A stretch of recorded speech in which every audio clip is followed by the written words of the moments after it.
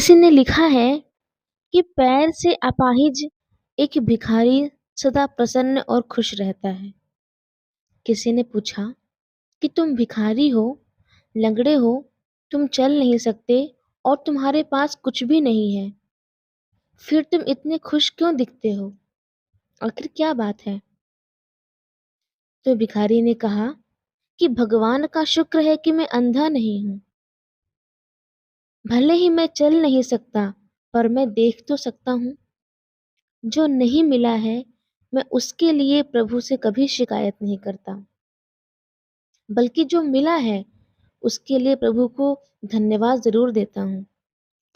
जो नहीं मिला या फिर मिलते मिलते रह गया, उसके लिए मैं पागल नहीं बनता, और ना ऐसा होना चाहिए, बल्कि जो मिला है उसका आनंद भोगना चाहिए, वरना वो भी चला जाएगा।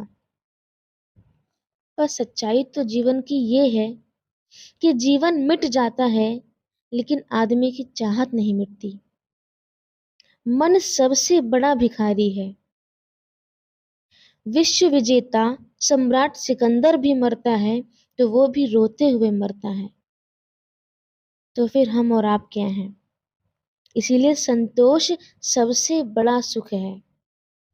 वो कहते हैं ना, संतोषी सदा सुखी। तो अगर आप संतोषी नहीं हो, तो सब कुछ होने के बावजूद भी तुम्हारे पास कुछ भी नहीं है। किसी ने पूछा कि दुनिया का सबसे सुखी इंसान कौन है?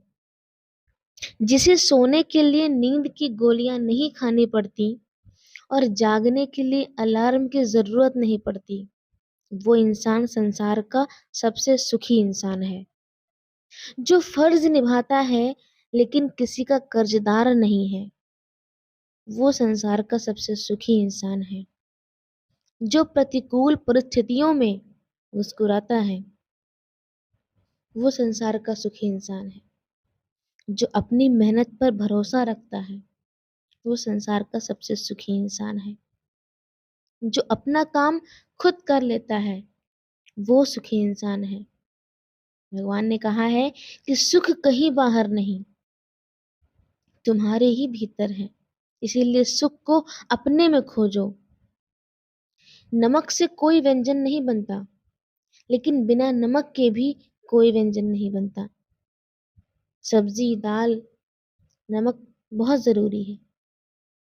अगर इन सब में नमक ना हो तो भोजन बेस्वाद है।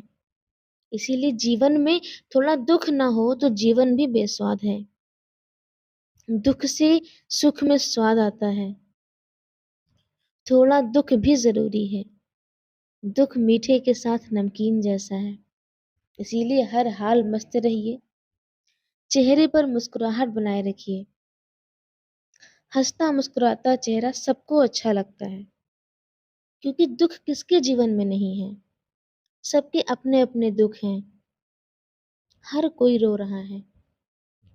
फर्क सिर्फ इतना है कि सबके रोने का कारण अलग अलग है।